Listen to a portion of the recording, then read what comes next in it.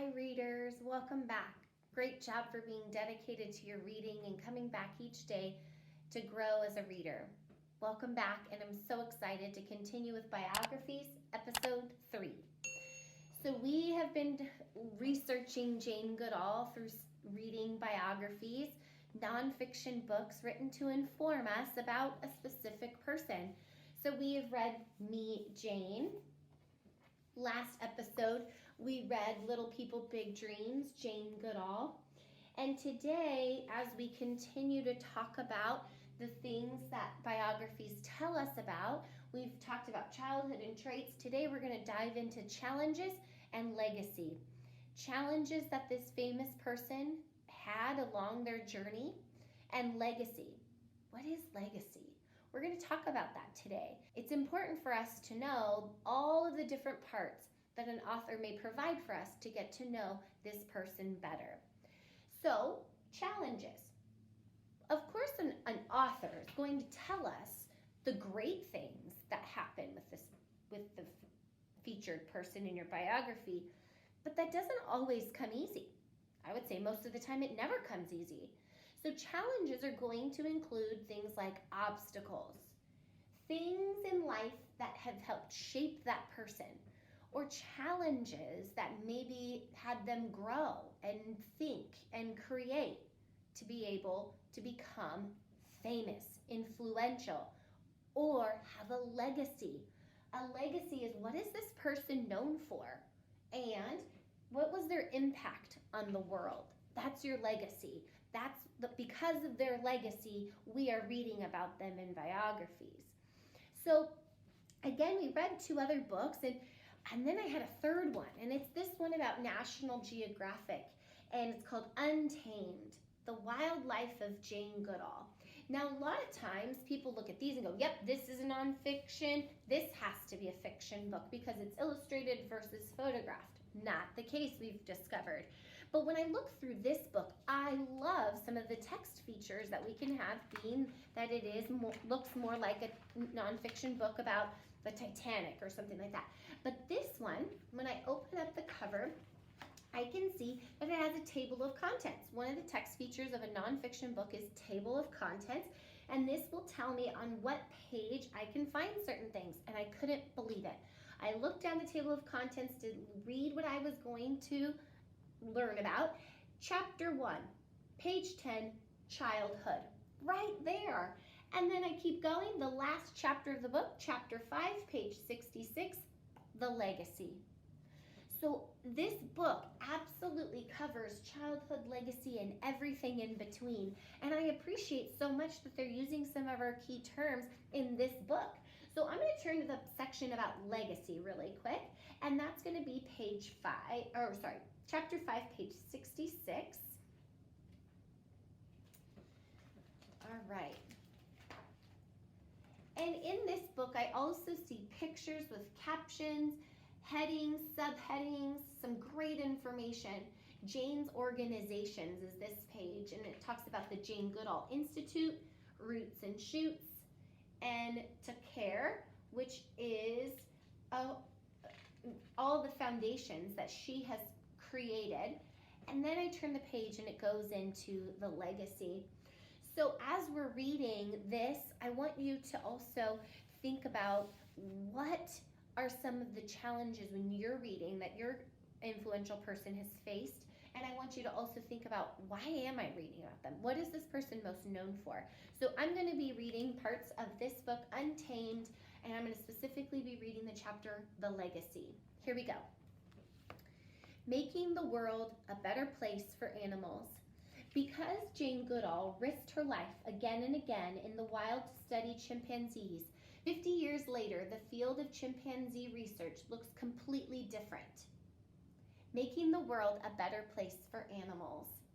Because Jane risked her life again and again in the wild to study chimpanzees, 50 years later, the field of chimpanzee research looks completely different.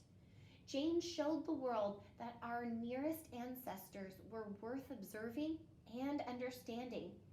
But in 50 years, a great deal has changed in terms of what we know about chimpanzees and how they can be studied. Some of that research certainly looks a great deal tamer than anything Jane did in her first years at Gombe. Today, scientists understand that chimps can do more than forage for termites. With tools, chimps can solve problems and plan ahead. Captive chimps have learned as many as 350 signs in American Sign Language.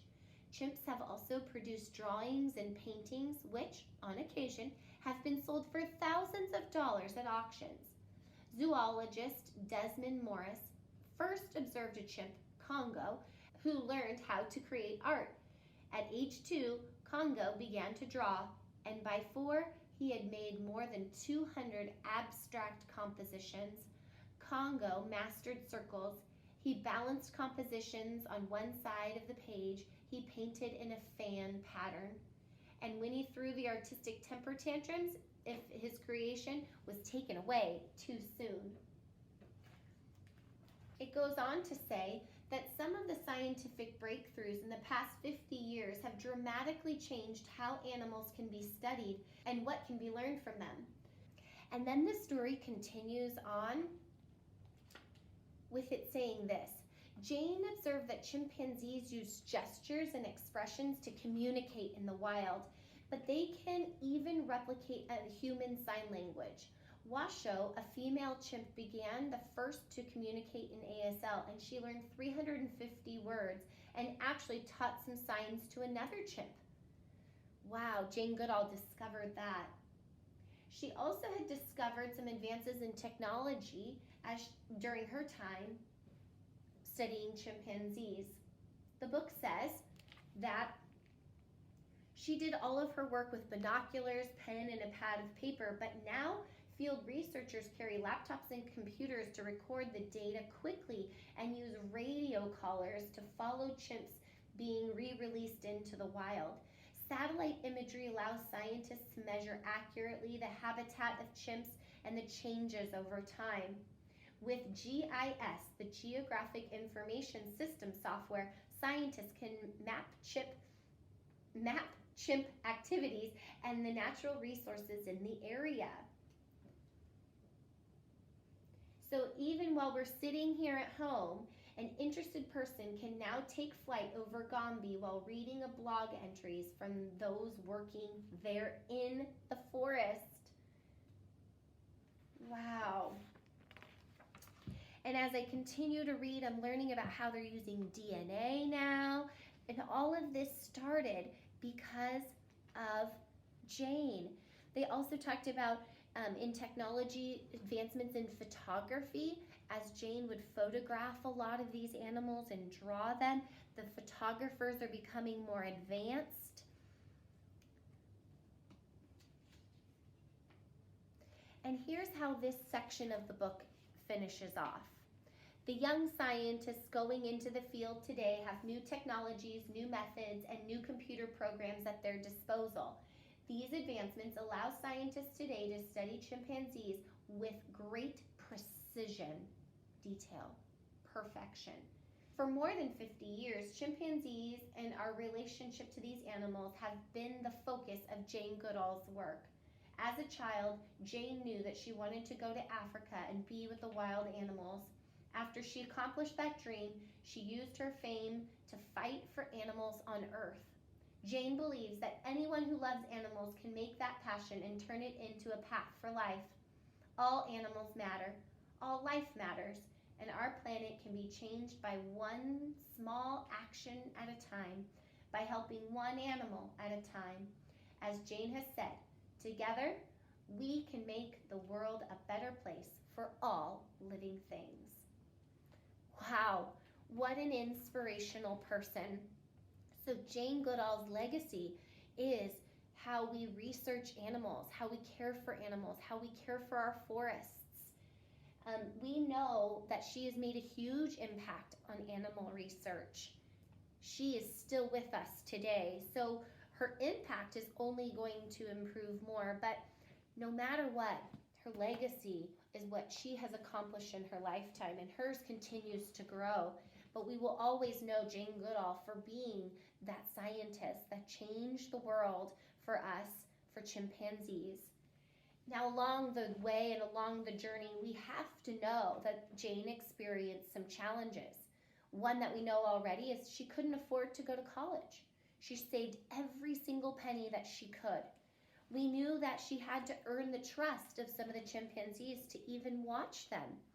And I know that as we read through these books, and this one specifically and more, I know that we will discover more challenges and more obstacles that she had in her life and had during her time out in the forests to help these chimpanzees. So today, as you guys are reading, I want you to really think about those challenges and how some of those challenges affected your important person and how you think those challenges helped create their legacy. I'm confident that living in a forest for almost 50 years was not easy. So today, dive deep as you read into a biography about how challenges of your famous person created what they are best known for, what impact they have made on our world. So readers, go ahead and pause the video in just a moment, get settled in with a new biography, and I'll check back in with you on what you've learned about the challenges and legacy of your famous person. Enjoy your book.